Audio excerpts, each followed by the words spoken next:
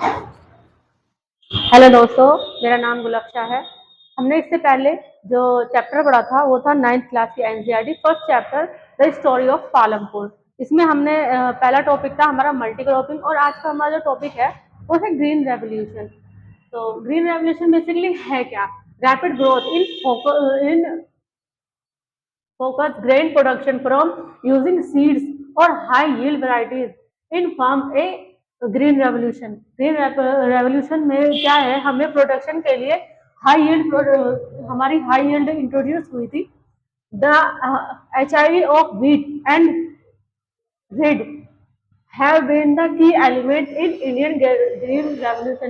जो हमारी HIV seeds थी और व्हीट और राइस था वो हमारे जो ग्रीन रेवोल्यूशन हमारी इंडिया के जो ग्रीन रेवोल्यूशन था उससे की एलिमेंट यानी उसके तत्व थे, बहुत महत्वपूर्ण अंग थे। Though the term green revolution refers to wheat and rice. जो हमारा ग्रीन रेवोल्यूशन है, जो टर्म है वो हमारा किससे बिलोंग करता है, किससे रेफर्स है? वो व्हीट यानी कि गेहूं और राइस यानी चावल से है। सम एग्रीकल्चर साइंटिस्ट इंक्लूड मेज, सोयाबीन एंड शुगर कैन। जो कुछ एग्रीकल्चरल साइंटिस्ट है हमारे वो इसमें मेज, सोयाबीन और शुगर कैन को भी इंक्लूड करते हैं। Where spectacular gain in yield have occurred, और स्पेक्ट्रकुलर गेन भी इसमें घटित हुई है।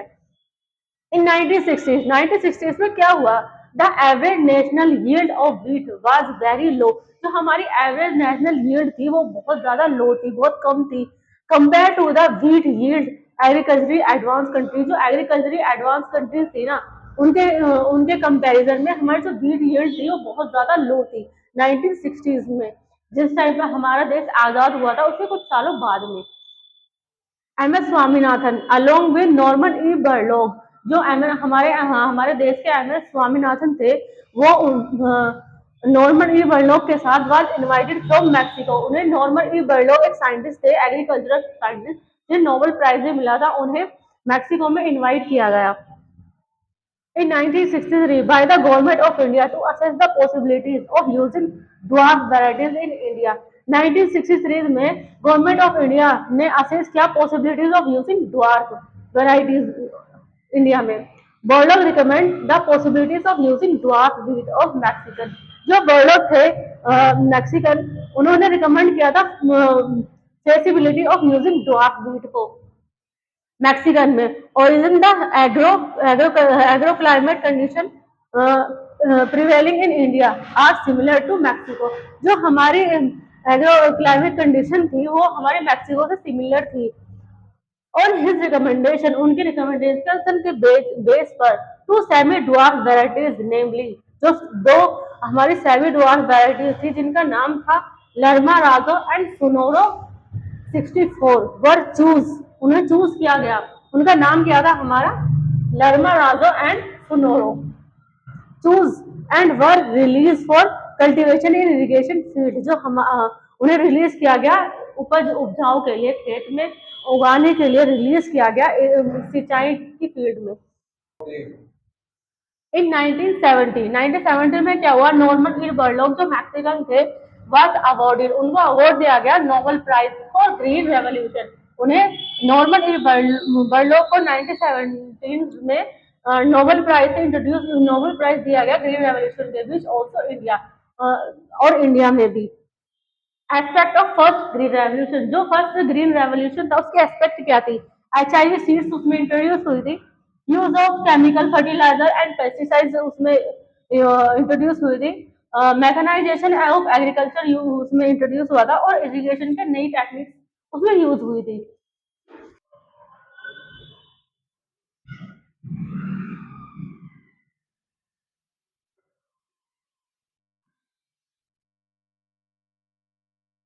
Use of chemical fertiliser and pesticides, कौन से केमिकल और फर्टिलाइजर यूज हुए? नाइट्रोजन नाइट्रोजीनियस फर्टिलाइजर, जो हमारा नाइट्रोजीनियस फर्टिलाइजर था वो यूज हुआ। ठीक, उसमें क्या नाइट्रोजन कंटेनिंग फर्टिलाइजर, जो नाइट्रोजन कंटेनिंग फर्टिलाइजर था उसका इस्तेमाल हुआ। Example ammonia sulphate, ammonia sulphate और जिसमें सम्मिलित है ammonium nitrate and urea, ammonium nitrate nitrate and urea.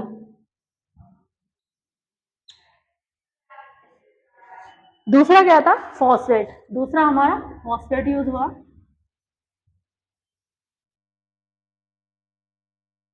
दूसरा हमारा फॉस्फेट यूज हुआ।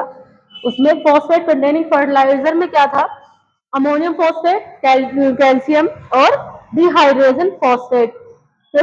तीसरा था पोटेशियम फर्टिलाइजर हमारा यूज हुआ, जिसमें potassium containing fertiliser, example potassium sulphate and potassium sulphate.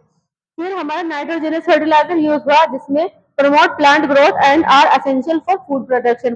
जो हमारा नाइट्रोजन बेस्ड फर्टिलाइजर था, उसमें प्लांट ग्रोथ को प्रमोट किया गया और एसेंशियल यानी जो आवश्यक फूड प्रोडक्शन थे उनको इन्वाइट किया गया। Pesticides are chemical, pesticides chemical भी यूज हुए। इश्यू ऑफ सस्टेनेबिलिटी, इशू क्या थे इसमें, इशू सस्टेनेबिलिटी इशू क्या थे इसमें। पहला इशू था हमारा loss of soil fertility, loss of soil fertility, किसकी वजह से, ड्यू टू केमिकल फर्टिलाइजर, जो हमने केमिकल फर्टिलाइजर यूज किए थे उसकी वजह से।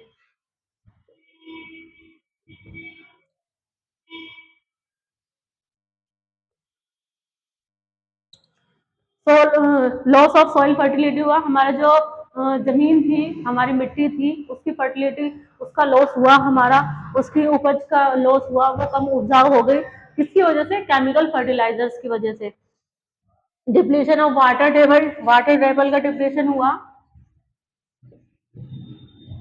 डिप्लीशन ऑफ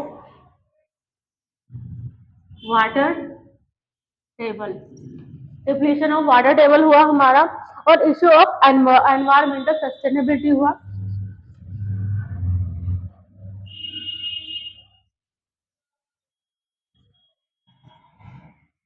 जो हमारा एनवायरमेंट है वो सस्टेन नहीं कर पाया। पालमपुर है 45 फैमिलीज। पालमपुर में कितनी फैमिलीज थी, पालमपुर में जो हमारा पालमपुर था उसमें 45 फैमिलीज थी, ठीक है, 45 फैमिलीज थी।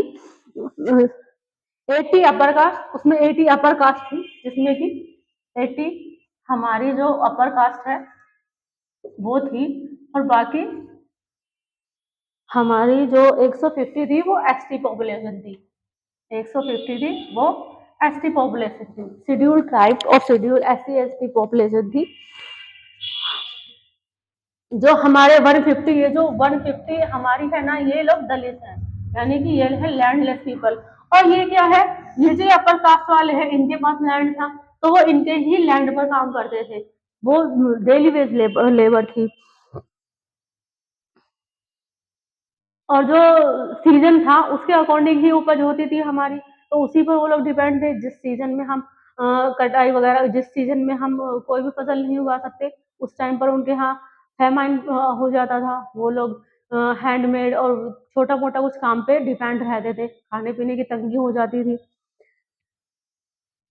कैपिटल इंटेंसिव होता था, depending on original money, money organise नहीं हो पाती थी, इशू ऑफ रूरल इंडेप्टेडनेस होता था, surplus generated by medium and big farmer to supply market. Non farm activities क्या थी वहाँ पे, डेयरी थी, स्मॉल स्केल मैन्युफैक्चरिंग, जो कि मैंने इससे पहले वाले टॉपिक में आप लोगों को बताया था, शॉपकीपर्स थे, छोटे छोटे शॉप थी, लोगों ने वहाँ पे छोटी छोटी अपना जो भी हैंडमेड वो सामान बनाते थे उसको बेचते थे और उससे पैसा अर्न करते थे। ट्रांसपोर्ट था, उस पहले टाइम में तो बैल बुग्गी ये सब चलते थे, घोड़े टांगे वगैरह, उससे वो लोग अपने जो सीजन था जिस टाइम पे फसल ग्रो नहीं की जा सकती थी, वो खेत में काम नहीं कर सकते थे, उस टाइम पे वो उससे अपना घर चलाते थे, काम चलाते थे। Okay guys, thank you so much. अगर आप लोगों को ट्यूशन ऑनलाइन या ऑफलाइन पढ़ना हो तो मैं 5th से लेकर 12th तक ऑल सब्जेक्ट पढ़ाती हूँ।